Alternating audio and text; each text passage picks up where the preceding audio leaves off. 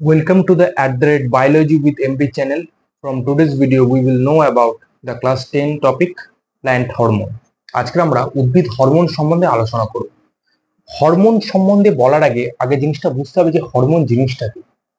উদ্ভিদের বৃদ্ধি, পরিস্ফুরণ, বিভেদন প্রভৃতি প্রকার ক্রিয়াকলাপের জন্য যেমন খাদ্যের প্রয়োজন, যেমন উদ্ভিদ যেমন জল এবং খনিজ লবণ গ্রহণ করে, তেমনি এর শরীরে এক প্রকার জৈব রাসায়নিক পদার্থের উৎপন্ন হয়, যেটি খুব অল্প মাত্রায় ক্ষরিত হয়ে বিভিন্ন প্রকার কাজকে নিয়ন্ত্রণ করে, দেহের বিভিন্ন দিকে ছড়িয়ে গিয়ে নির্দিষ্ট স্থানে ছড়িয়ে যায়, তারপর সেটি সেই গুরুত্বপূর্ণ কাজটিকে নিয়ন্ত্রণ করে।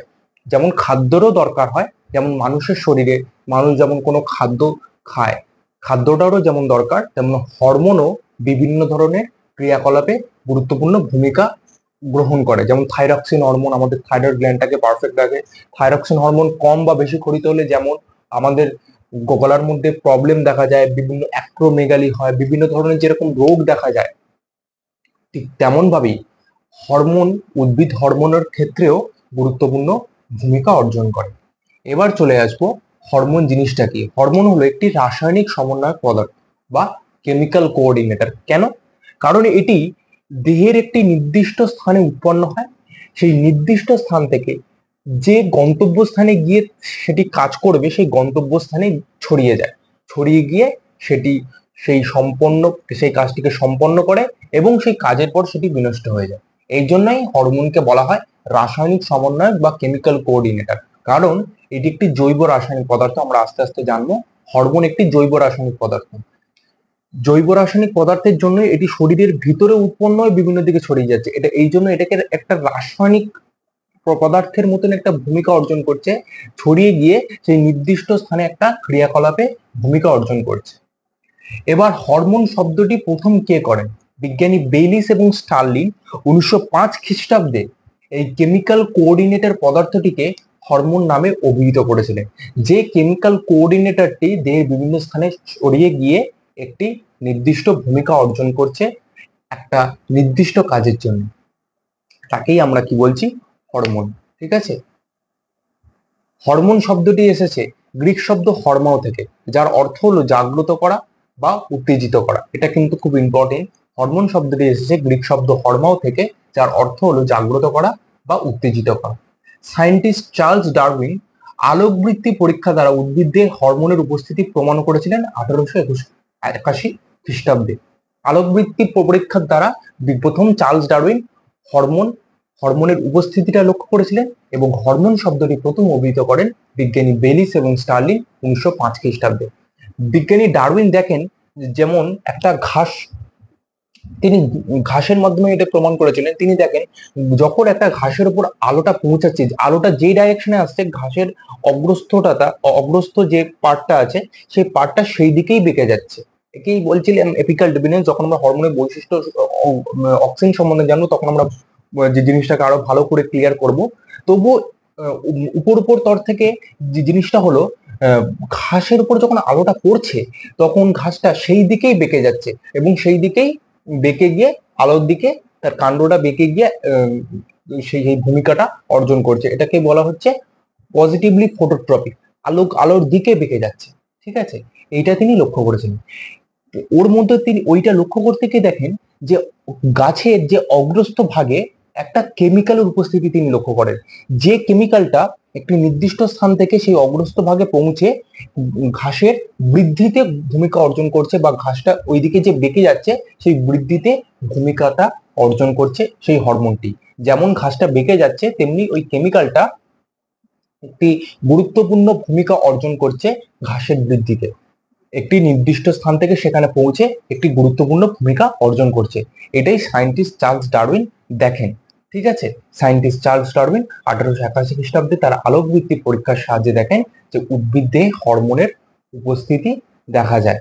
উদ্ভিদ দেহ হরমোনের উপস্থিতি তিনি লক্ষ্য করেন। যেমন প্রাণী দেহে হরমোন দেখা যায়, তেমন উদ্ভিদ দেহ হরমোন দেখা যায়। এবার যে প্রশ্নটা আসে যে হরমোন জিনিসটা কি।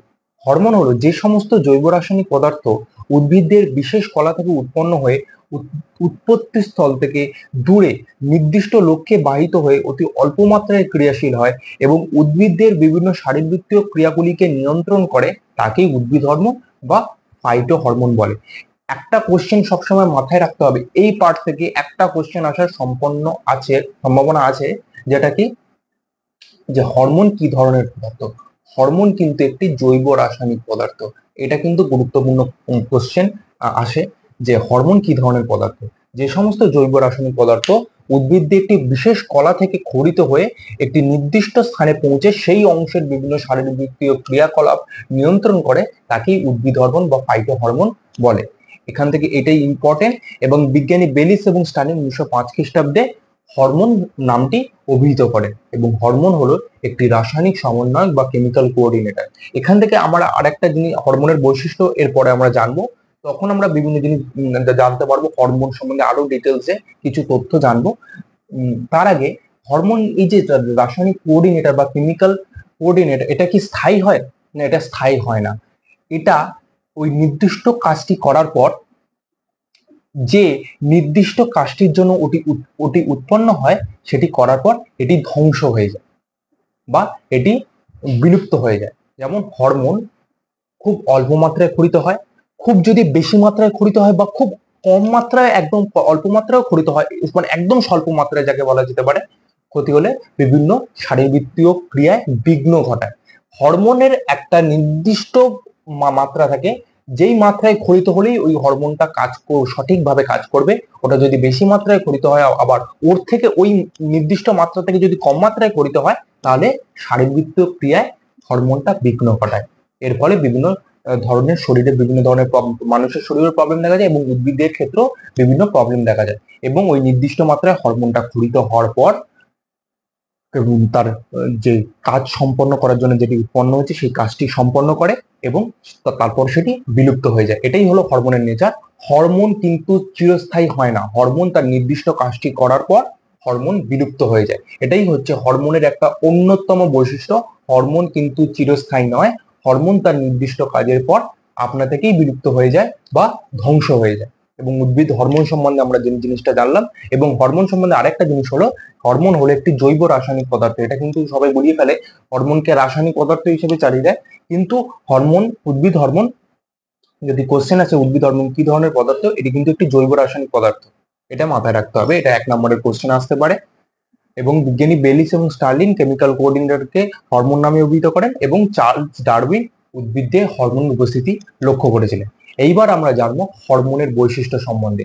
আজকের আমরা মোটামুটি হরমোনের ইন্ট্রোডাকশন পার্টগুলো জানবো, যে হরমোন কি, হরমোন কে আবিষ্কার করেন, হরমোন কোথা থেকে এসছে, হরমোন শব্দটা কোথা থেকে এসছে, যেমন জাগ্রত করা বা উত্তেজিত করা, হরমোন শব্দ থেকে এসছে, গ্রিক শব্দ এটি। এবং হরমোনের বৈশিষ্ট্য সম্বন্ধে আমরা জানবো। পরে ক্লাসে আমরা হরমোনের প্রকারভেদগুলো সম্বন্ধে আলোচনা করব। আস্তে আস্তে যাবো, তার যাতে জিনিসটা ভালো করে আমাদের ক্ল্যারিফাই হয় বা ক্লিয়ার হয়। এরপরে আমরা দেখে নেবো হরমোনের বৈশিষ্ট্য বা হরমোনের কাজটা কি। দেখা যাক তাহলে সেটা।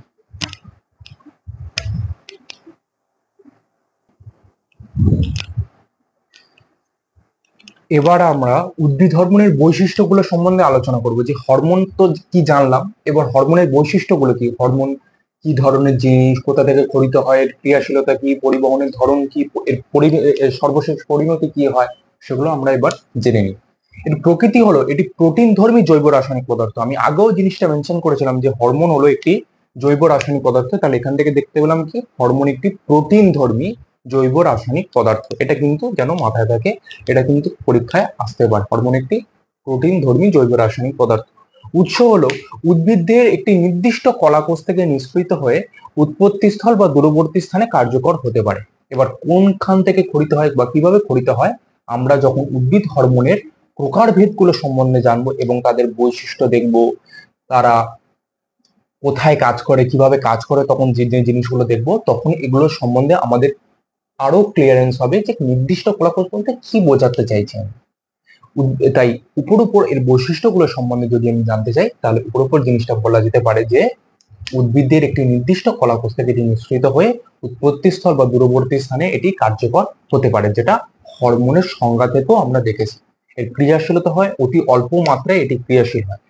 এখানে একটা জিনিস মেনশন করে রাখা খুবই প্রয়োজন, যদি অধিক মাত্রায় এবং এর থেকেও অল্প মাত্রায় বলছে, অল্প মাত্রার থেকেও যদি স্বল্প পরিমাণে ক্ষরিত হয় তাহলে কিন্তু বিভিন্ন শারীরবৃত্তীয় ক্রিয়ায় বিঘ্ন ঘটতে পারে। এইটা মাথায় রাখতে হবে। এই হরমোনের একটি নির্দিষ্ট মাত্রা থাকে, সেই মাত্রাতেই হরমোনটা ক্ষরিত হয়। সাধারণত এর ঘনত্বটা হয়, এটা এক্সট্রা তথ্য হিসেবে মনে রাখা যেতে পারে, সাধারণত এর ঘনত্ব 10⁻⁻6 m। এটা একটা এক্সট্রা তথ্য হিসেবে জেনে রাখা যেতে পারে, কিন্তু এটা লাগে না খুব একটা, শুধু এইটুকুনি বলে দিলেই হয় যে এটি অতি অল্প মাত্রায় ক্রিয়াশীল হয়। ঠিক আছে, এবার এর থেকে বেশি এবং কম মাত্রায় ক্ষরিত হলে বিভিন্ন শারীরবৃত্তীয় ক্রিয়ায় বিঘ্ন হয় বা বিঘ্ন ঘটিত হয়। এবার পরিবহনের ধরন কি, এটি কিভাবে এক স্থান থেকে অন্য স্থানে পরিণত হয়, এই পরিবহনের ধরনটা কি? জলে দ্রবণীয় এবং ব্যাপন প্রক্রিয়া কোষে কোষে প্রবেশ করে, ভেরি ভেরি ভেরি ইম্পর্টেন্ট। এটি জলে দ্রবণীয়, হরমোনটা সাধারণত জলে দ্রবণীয় হয় এবং ব্যাপন প্রক্রিয়া, যেহেতু একটা কোষ থেকে অন্য কোষে যাচ্ছে, একটি নির্দিষ্ট স্থান থেকে উৎপন্ন হয়ে একটা কোষ থেকে অন্য কোষে যাচ্ছে, তখন এটা কি প্রক্রিয়ার মাধ্যমে যায়? এটি ব্যাপন প্রক্রিয়ার মাধ্যমে যায়। এটা কিন্তু খুব ইম্পর্টেন্ট। কোন প্রক্রিয়ার মাধ্যমে? ব্যাপন প্রক্রিয়ার মাধ্যমে হরমোনটা কোষে কোষে প্রেরিত হচ্ছে এবং কাজের শেষে হরমোন ধ্বংসপ্রাপ্ত হয়। আমি আগেও বলেছি যে হরমোন চিরস্থায়ী নয়, এটি কাজ হয়ে গেলে হরমোনটা ধ্বংসপ্রাপ্ত হয় এবং হরমোন শেষ হয়ে যায়। এবং এখান থেকেই মোটা তরে আমরা জেনে নিলাম যে হরমোনের বৈশিষ্ট্য সম্বন্ধে এবং হরমোন কি সম্বন্ধে। পরবর্তী ক্লাসে এবং পরবর্তী ভিডিওতে আমরা যেটা আলোচনা করব, প্রথমে যে হরমোনের কাজটা কি, হরমোন কিভাবে কাজ করে। এবার হরমোনের কাজটা আমি বলার আগে ওর প্রকারভেদগুলো সম্বন্ধে আগে আলোচনা করে নেব। প্রকারভেদগুলো যখন আমরা বুঝে যাব, তখন হরমোনের কাজটা বুঝতে আমাদের ইজি হবে যে যে এর প্রকারভেদ। যেমন উদ্ভিদ হরমোনের আমরা 3 প্রকার প্রকারভেদ সম্বন্ধে জানবো, আগে থেকেই বলে রাখলাম। অক্সিন, সাইটোকাইনিন এবং জিবরেলিন। অক্সিনের সম্বন্ধে জানবো যে অক্সিন উদ্ভিদের অগ্রস্থ প্রকটতা বা এপিক্যাল ডমিনেন্সে সাহায্য করে, যে এটা একটা উদ্ভিদ হরমোনের কাজ, যে অক্সিনের এটা একটা নির্দিষ্ট কাজ। অক্সিন হরমোনটা এই অগ্রস্থ প্রকটতাতে সাহায্য করে, যেটা চার্লস ডারউইন তার পরীক্ষার মাধ্যমে দেখেছিলেন। তারপর হরমোনের প্রকারভেদ হতে ক্লিয়ার হয়, যেটা অক্সিনের তিনি উপস্থিতি লক্ষ্য করেছিলেন। এবার অক্সিনের আসল উপস্থিতি কোন বিজ্ঞানী লক্ষ্য করেন সেগুলো সম্বন্ধে আমরা আরো ডিটেলসে জানবো। ওই জন্য হরমোনের কাজটা আমরা পরবর্তী ভিডিওতে জানবো, যাতে ওই ভিডিওটিতে আমাদের আরো ভালোভাবে ক্লিয়ারেন্স হবে যে হরমোনের এক্সাক্ট কাজটা কি। তার প্রকারভেদ গুলো সম্বন্ধে আগে জেনে নেওয়া উচিত, তাহলে জিনিসটা ক্লিয়ার হবে।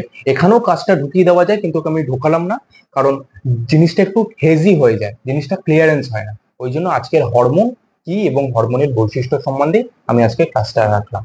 ভিডিওটা ভালো লাগলে like, comment and share, and stay tune for the next video.